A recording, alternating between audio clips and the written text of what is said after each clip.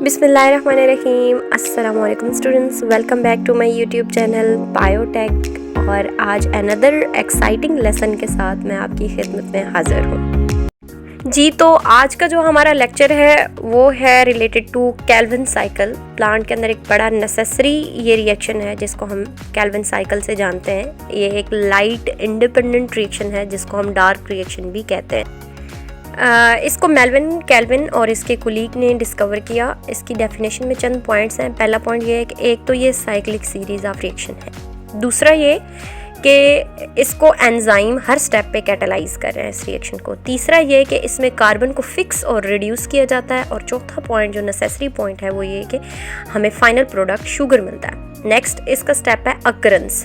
देखें ये प्लांट्स और एल्गी और बैक्टीरिया के क्लोरोप्लास्ट के स्ट्रोमा के अंदर हो रहा है। ये अकरेंस आपने याद रखनी है एमसीक्यूज के लिए। टेक अवे इसमें देखें कि ये रिएक्शन कैसे हो रहा है, किस एनर्जी की मदद से हो रहा है। तो ये एटीपी और एनएडीपी है जो कि हमारे पास लाइट रिएक्शन से बने थे, उनकी मदद से हो रहा है। प्रोड्यूस क्या करता है ये साइकिल, मेजरली जो प्रोड्यूस करा वो शुगर है। G3P का एक मालिक्यूल है शुगर, ग्लिसरॉल्डिहाइड 3 फास्फेट, जो कि एक 3 कार्बन का मालिक्यूल है जिसके एक कार्बन के साथ क्या अटैच है, फास्फेट अटैच है।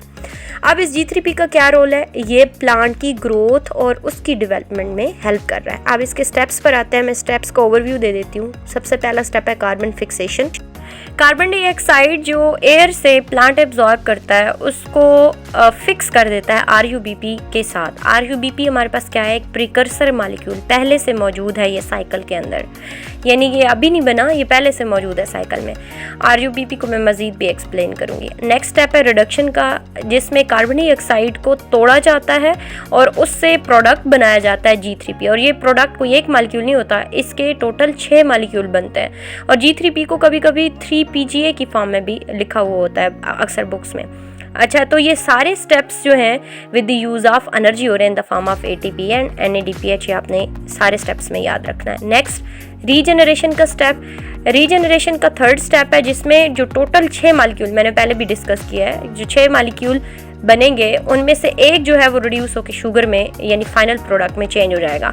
ये 6 टोटल G3P के मालिक्यूल हैं जिनमें से एक रिड्यूस होकर शुगर बन गया है। और इन 6 में से जो 5 बच गए हैं, यानी 5 आउट ऑफ 6, टोटल 6 थे, एक जो है वो शुगर में कन्वर्ट हो गया और जो पीछे बचे हुए 5 हैं ये दोबारा कन्वर्ट होकर रीजनरेट होकर RuBP बना देते हैं। यानी पहले प्रिकर्सर इस्तेमाल हो गया था, उसी प्रिकर्सर को दोबारा बनाया जाता है। प्रिकर्सर का मतलब होता है पहले से मौजूद, पहले इस्तेमाल हो गया था, दोबारा उसको जो है वो बनाना होता है। तो ये सारे स्टेप्स एंजाइम की मदद से होते हैं। और आपने ये पॉइंट याद रखना है कि बिस का मतलब होता है 2 फास्फेट, यानी दोनों अतराफ में फास्फेट लगे हुए हैं। ये आपने 2 पॉइंट्स याद रखने हैं इस साइकिल को स्टार्ट करने से पहले।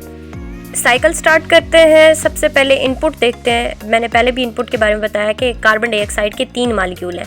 3 मालिक्यूल हैं, हर कार्बन डाइऑक्साइड के पास एक कार्बन है, तो 3 कार्बन डाइऑक्साइड के पास कितने हुए, 3 कार्बन मालिक्यूल। पहले स्टेप को कहते हैं फिक्सेशन स्टेप। फिक्सेशन स्टेप में ये जो 3 कार्बन मालिक्यूल आए हैं कार्बन डाइऑक्साइड से, ये प्रिकर्सर पहले से मौजूद RuBP के साथ जाके फिक्स हो जाते हैं। और ये फिक्स करने के लिए एंजाइम रुबिस्को हेल्प कर रहा है। रुबिस्को इज द एंजाइम, आपने ये याद रखना है रुबिस्को इज द एंजाइम। अच्छा, अब रुबिस्को का जो है वो अक्सर पेपर में शॉर्ट क्वेश्चन भी आया होता है। What is Rubisco? रुबिस्को जो है वो most important enzyme on earth या अबंडेंट एंजाइम या प्रोटीन ऑन अर्थ, आप इसको कह सकते हैं। सबसे ज़्यादा पाए जाने वाली प्रोटीन या एंजाइम है और ये फोटोसिंथेसिस में प्लांट के अंदर हेल्प कर रहा है।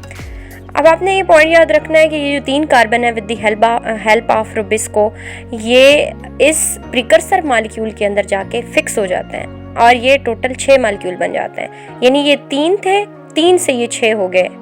अब ये कैसे, ये राइबोलोज बिस फास्फेट है। राइबोलोज के पास दोनों अतराफ में क्या है, फास्फेट अटैच है। मैंने पहले भी बिस के बारे में आपको बताया। इसके पास देखिए टोटल कितने हैं, 5 कार्बन है और ये टोटल मालिक्यूल कितने हैं, 3। RuBP के टोटल यहाँ पे 3 मालिक्यूल होते हैं जिनके पास कार्बन कितने होते हैं, 5। अब ये रुबिस्को इस 3 को किस में कन्वर्ट कर देता है, 6 मालिक्यूल में कन्वर्ट देता है, जो कि सिर्फ 3 कार्बन के मालिक्यूल हैं।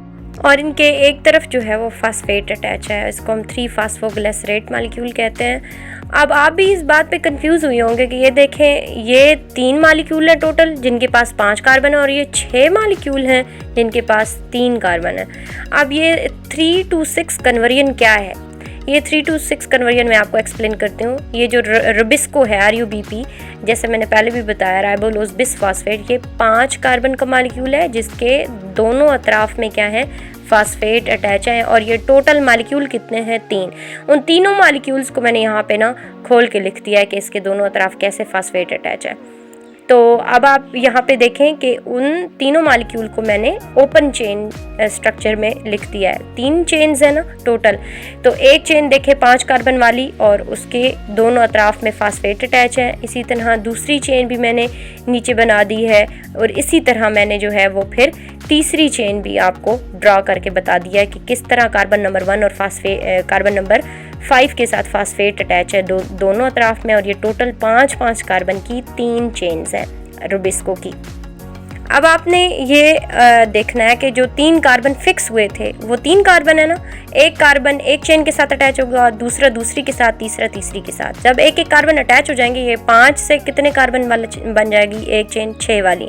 इसी तरह दूसरी भी 5 कार्बन के बजाय अब कितनी हो जाएगी, 6 वाली, क्योंकि 5 तो ऑलरेडी थे, एक जो है वो ये जो 3 कार्बन है ये एक एक चेन में जाके फिक्स हो गए।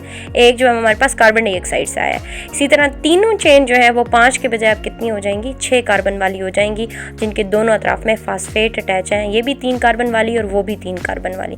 अब अगर हम इन्हें दरमियान में से स्प्लिट करें, तोड़ दें, स्प्लिट करते हैं तो दोनों अतराफ में सेम प्रोडक्ट बनते हैं। देखें ज़रा, ये भी 3 कार्बन वाला है, उसके साथ फास्फेट अटैच है। इसी तरह अगली चेन और उससे अगली चेन भी इसी तरह है। दूसरी तरफ भी आप देखें तो ये भी इसी तरह 3 कार्बन के मॉलिक्यूल हैं जिनके एक एक साइड पे फास्फेट अटैच है। तो ये दोनों एक दूसरे के बिल्कुल एक अपोजिट हैं बट एक जैसे हैं। और ये टोटल मॉलिक्यूल स्प्लिट होने के बाद कितने बनते हैं, गिने ज़रा, 1 2 3 ये इस साइड हो गए और 4 5 और 6 ये इस साइड हो गए। तो अब वो जो 3 मॉलिक्यूल थे टोटल रुबिस्को के, वो स्प्लिट होने के बाद कितने बन गए हैं, 6 मॉलिक्यूल बन गए हैं। 3 फास्फोग्लिसरेट इसको इसलिए कह रहे हैं क्योंकि इसके कार्बन नंबर 3 के साथ क्या अटैच है, फास्फेट अटैच है। और टोटल हमारे पास 6 मॉलिक्यूल बन गए हैं। होप सो कि आपको क्लियर हो गया होगा। अच्छा, नेक्स्ट स्टेप में with the help of enzyme 6 ATP के मॉलिक्यूल को तोड़ा जाता है, क्योंकि हमारे पास टोटल 6 मॉलिक्यूल हैं। जब ATP को तोड़ते हैं तो फास्फेट रिलीज होता है, 6 को तोड़ेंगे तो 6 फास्फेट रिलीज होंगे। अब वो जो 6 फास्फेट रिलीज हुए हैं इस ATP को तोड़ने के बाद जो हमें मिले हैं, उनको क्या करना है कि वो कार्बन जो खाली पड़ा है ऊपर, उसके साथ जाके फिक्स कर देना है। अब 6 मॉलिक्यूल हैं तो 6 के साथ 6 ही फास्फेट लगेंगे, हर एक के साथ एक एक लगेगा। इसलिए हम इसको कलेक्टिव लिखेंगे कि ये जो कार्बन नंबर 1 इसका खाली है, इसके साथ जाके वो जो ATP से टूटा हुआ फास्फेट है जाके अटैच हो गया कार्बन नंबर 1 के साथ। अब दोनों अतराफ में इसके पास क्या आ गए हैं, फास्फेट आ गए हैं। एक ATP से आया हुआ और एक पहले से मौजूद, और ये 3 कार्बन का मॉलिक्यूल है जिसको 1,3 बिस फास्फोग्लिसरेट हम कह रहे हैं। बिस का मतलब क्या होता है, दोनों अतराफ में फास्फेट। आप देखें ये एक तरफ तो फास्फेट थे इनके, दूसरी तरफ फास्फेट नहीं थे, तो यहाँ दूसरी साइड पे भी क्या लग जाएंगे, फास्फेट लग जाएंगे। अब दूसरी साइड पे फास्फेट के लग जाने की वजह से अब हम इसे नाम क्या देंगे, बिस का। बिस यानी दोनों अतराफ में। अब ये जो स्ट्रक्चर है 1,3 बिस फास्फोग्लिसरेट, जिसके एक साइड पे फास्फेट अटैच हुए थे, अगले स्टेप में ये जो फास्फेट लगे हुए थे बेचारे, यही रिमूव हो जाते हैं। अब ये कौन रिमूव करता है, अगेन एक एंजाइम रिमूव करता है। पिछले स्टेप में लगे हैं, इस स्टेप में वही एंजाइम क्या करता है, उनको रिमूव करा देता है। NADPH और NADP यानी NADPH को तोड़ेंगे तो हमें एनर्जी मिलेगी। उस एनर्जी की मदद से ये एंजाइम क्या करता है, वो जो फास्फेट अभी अभी हमने अटैच कराए थे उसको रिमूव करा देगा। इसको हम सेकंड स्टेप कहते हैं, रिडक्शन का स्टेप। रिडक्शन का मतलब है टूटना। किसका टूटना, ये जो फास्फेट अभी हमने पीछे अटैच किया उसी का टूट जाना। पिछले स्टेप में हमने अटैच कराया, इस स्टेप में उसका जो है वो उसने रिड्यूस करा दिया, उसको तोड़ दिया। अब जब ये टूटेगा तो ये स्ट्रक्चर सेम वैसे बन जाएगा जो पहले से मौजूद था, ठीक है।